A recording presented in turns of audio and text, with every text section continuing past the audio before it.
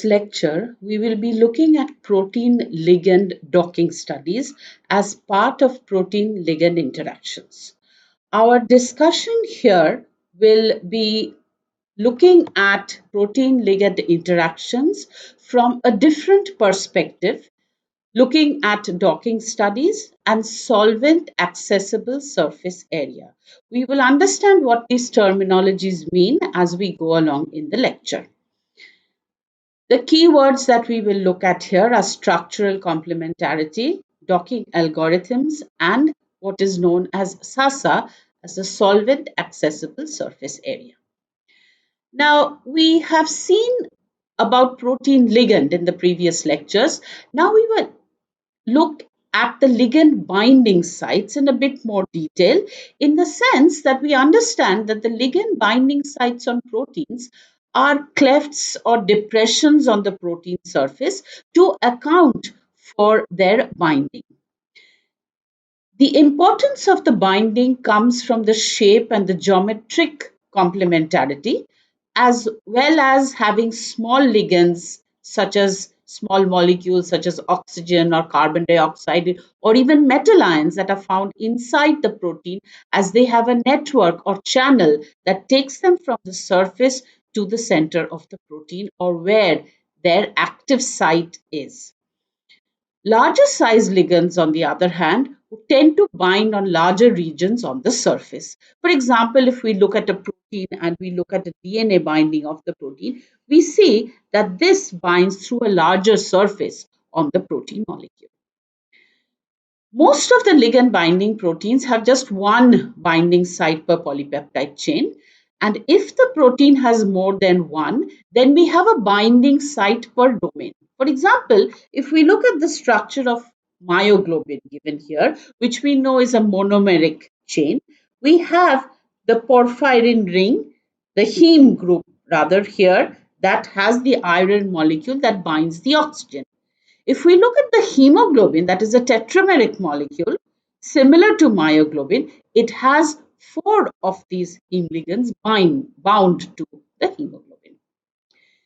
The basic binding mechanism, therefore, requires a complementarity between the ligand and the binding site. There is a geometric complementarity. How do we expect a molecule or a ligand to bind to a specific region on a protein? So whether we have the molecule bound here or we have the molecule bound here, there is a geometric complementarity that we have to look at. That is, the shape of the ligand is actually mirrored on the shape of the binding site. We also have physicochemical complementarity, where we're looking at the chemical structure.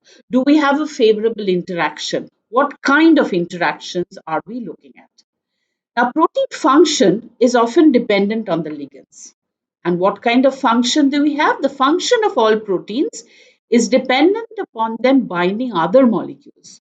Now, this case of enzymes, these molecules or ligands are transformed chemically, which we will see in the next module, where we will be looking at enzyme substrate complexes, which is a subset of protein ligand complexes. Now, some proteins bind ligands for, so we know there's one for enzymatic activity, others bind to regulate gene expression, or as we looked at human serum albumin in the previous lecture, they bind to transport the molecules around.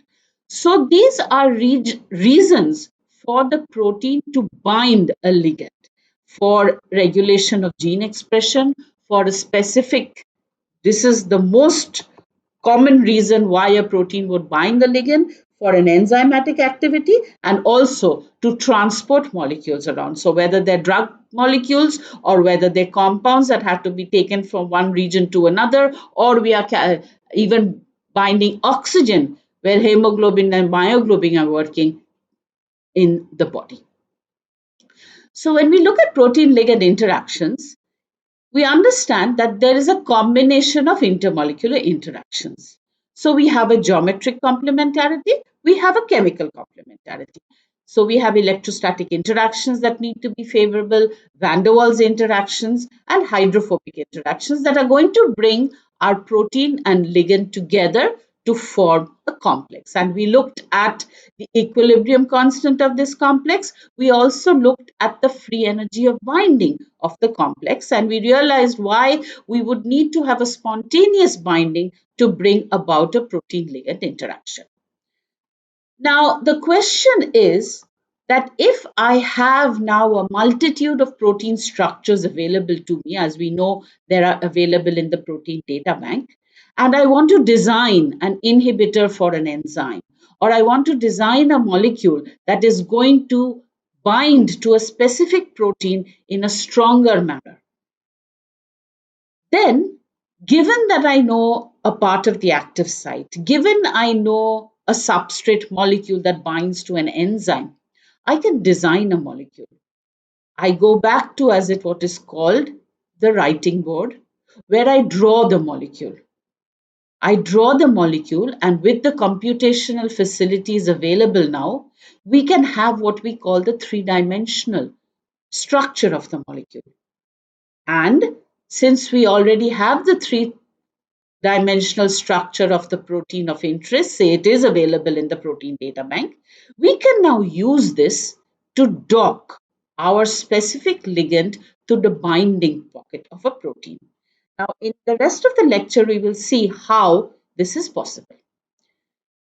The importance of docking therefore lies because there is an increase in the knowledge of protein structure and better prediction methods for protein structures.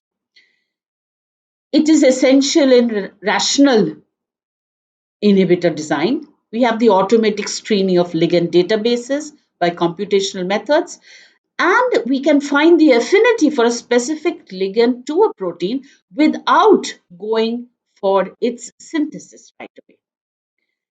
The two major components of docking are the prediction of the geometry of the complex, now the protein ligand complex, and an estimation of the free energy of the protein ligand complex. There are several docking algorithms or several docking software that we'll just briefly discuss.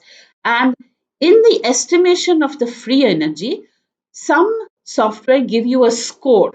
This score is a measure of how good your ligand is fitting into the protein site, protein active site, or any allosteric site as well. So the docking methods look at a representation of the receptor binding site and the ligand. It samples the configurational space available. And we have scoring methods. The scoring methods look at free energy, the binding affinity, docking scores. So there are specific scoring functions. And from the scoring functions, we can even bind the substrate or the ligand that we know has a high affinity to the protein of interest and look at the docking score or the scoring function.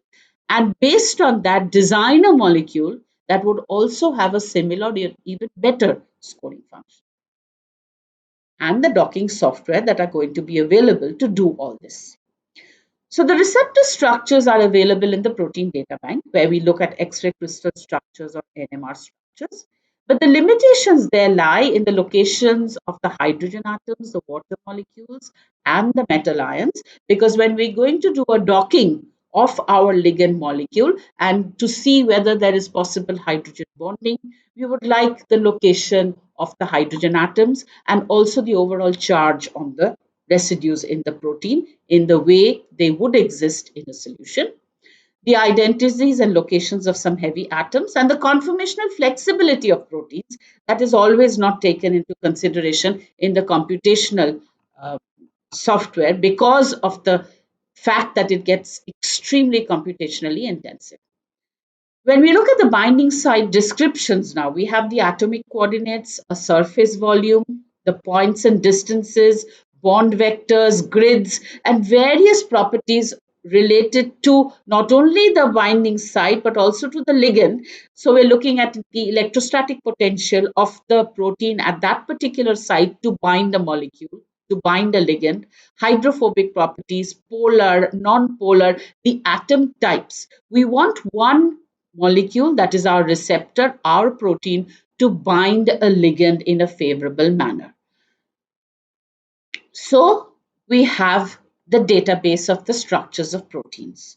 We have a database of ligand structures. Our next attempt is to get the scoring function, look for high scoring molecules, which will lead us to new inhibitor design, or what we know is called a lead molecule. If we look at the components of docking now, we have pre and some components during docking. Here we are looking at a representation of the receptor binding site and the ligand. Then during the docking, what we look at is we look at a specific area of the configurational space that is going to be sampled, in the sense that if we have a protein molecule and we would see whether our particular ligand would be, so we look at all the space available to it and then get proper scoring functions that are going to tell us about the ligand receptor interactions, and from that we evaluate those interactions to see which is favorable in the terms of binding and affinity. The docking algorithms that are available are rigid body and flexible ligand or flexible protein. In the rigid body case, this is the simplest approach to sampling the conformational space for the protein and ligand interaction, meaning that we have the protein that is a rigid receptor model where we have the ligand that is sampled over three-dimensional space. In a flexible ligand or a flexible protein setup, we allow for ligand conformations generated by docking or also fragmentation. In a flexible ligand approach, we look at possibilities of movements of the ligand atoms or the ligand bonds, the rotation around the bonds that allows for the molecule to adapt to the active site. This is common in most docking algorithms. The flexible protein allows for torsion angles. We studied about torsion angles in our protein structure module, where we have the rotation about the backbone atoms that would allow here for a flexible protein receptor model. The docking engines, therefore, prepare the target protein. They add the polar hydrogen atoms. They assign charges to the atoms and decide the range of binding site if you do not know where your active site is. For example, if you are preparing an inhibitor for an enzyme, knowing that it is a substrate analog, it is likely that it is going to bind to the active site. So we can choose the region of the active site only for the docking experiment or the docking studies. We prepare the ligand molecule where we assign the charges to the atoms and we decide which bonds we will allow for rotation. And we evaluate the results and then rank the score accordingly. So this would be where we would have the rotations possible for a ligand. So we could have specific rotations about these bonds that would allow different orientations, sampling of the different orientations to see which scoring function could give us a good value for a fit. So we could have force field based scoring functions, knowledge based contact potential, incremental construction algorithms, genetic algorithm docking programs, matching ones, and evolutionary optimization algorithms. So these are all the possibilities that are there. There are endless possibilities to look at the ligand molecules and look at how they bind. In the search algorithm, therefore, we can look at systematic torsional searches or MD simulations that actually give us a much better idea of how the ligand is binding to the protein. But that is not always computationally feasible, in the sense that we just need to understand whether our ligand is going to bind to the protein. So instead of going for anything computationally intensive, we have a typical simple docking study where we just look at the location of the molecule, and then for further understanding, we do MD simulation. In the scoring functions, these are the different software, the docking software that are used: force field type, empirical type, and knowledge based type. Then from this, we go for an assessment of the docking structure. This is the Autodock software, an automated docking software that can predict. They predict the optimal binding mode of a ligand or small molecules with proteins. This is a grid box where what you do is you place the whole receptor molecule, the protein molecule, in this grid, and then the smaller ligand molecule that you have that allows for rotations about the bonds that we saw will be sampling the whole space available to it to look for clefts and nooks and crannies in the protein and bind to that specific site, give a specific score. So the input would be the protein three-dimensional coordinates, and the output would correspond to information about the amino acid residues that are involved in the ligand process, or in the bound, which amino acids are actually bound to the ligand. In a terms of enzyme inhibition, they would be involved in an inhibition process, and from that we can get theoretical inhibition constants and the energetics of the complexes.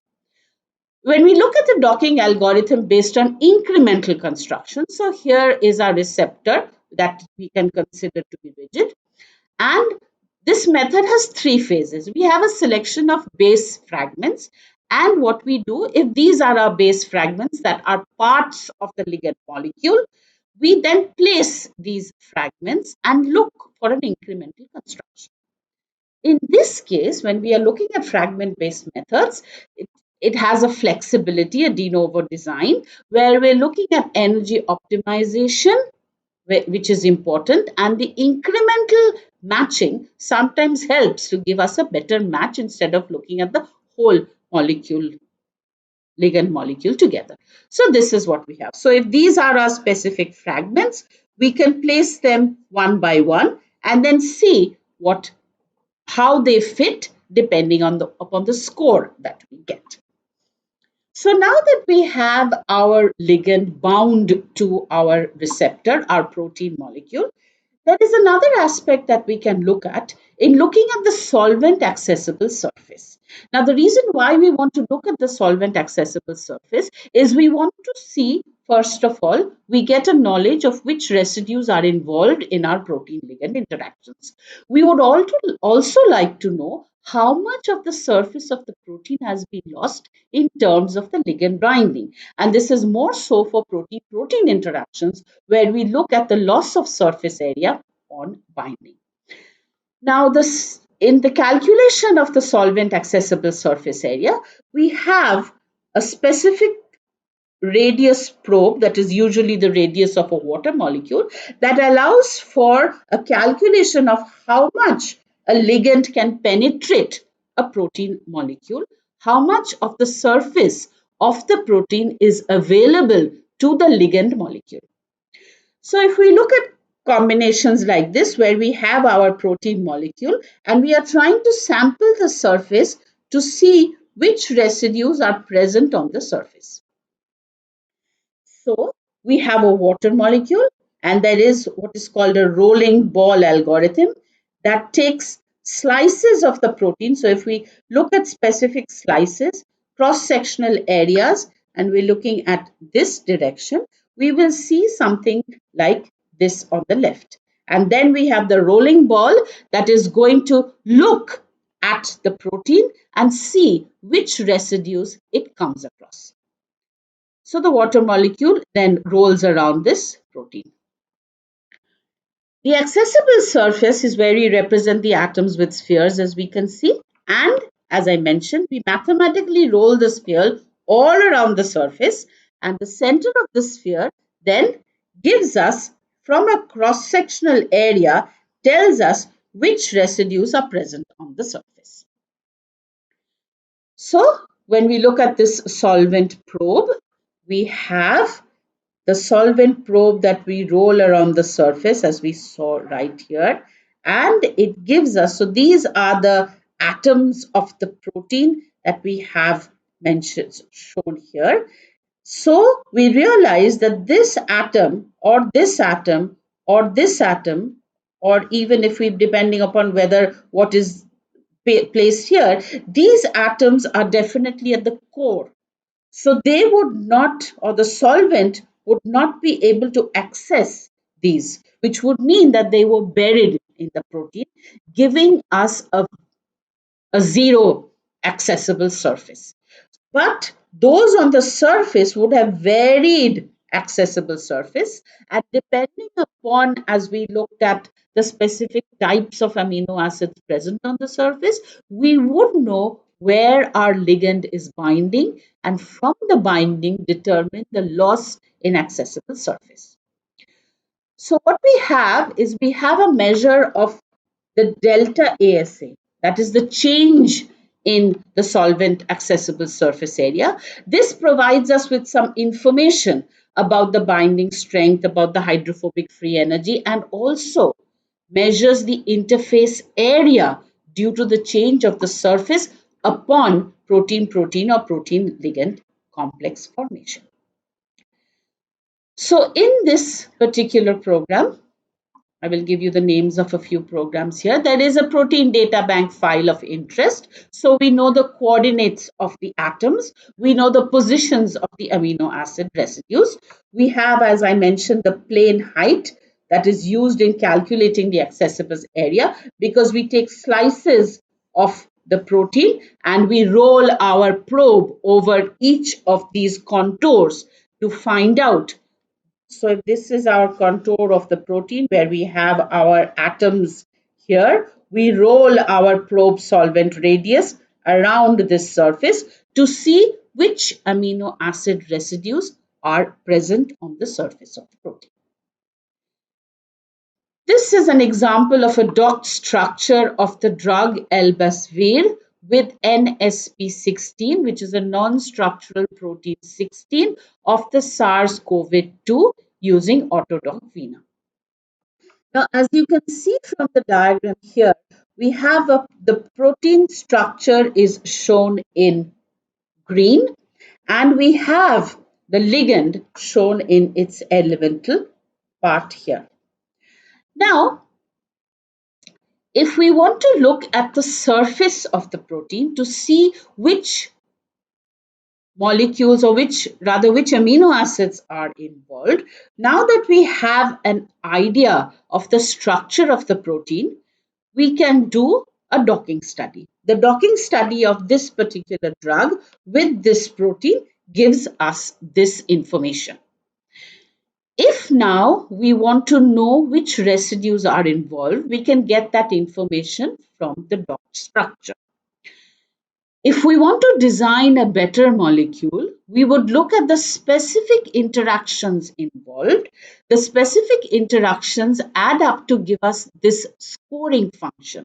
So for the scoring function, there is a contribution from the electrostatic interactions. There is a contribution from the hydrophobic, the lipophilic type of interactions. And all these put together give us our scoring function, which then in specific software are either the scoring function or given as a delta G relative to the different types of options that we can see, because we realize that we can have a rotation about the ligands, about the bonds in the ligand. So each rotation would give us a new structure and a new scoring function. And or it may so happen that it could bind to a different region of the protein. We could have the drug bound here, which would give us a different scoring function. So we look at the best scoring function. We then look at the cleft of the molecule. So here is our drug molecule that has found a cleft for it to bind in.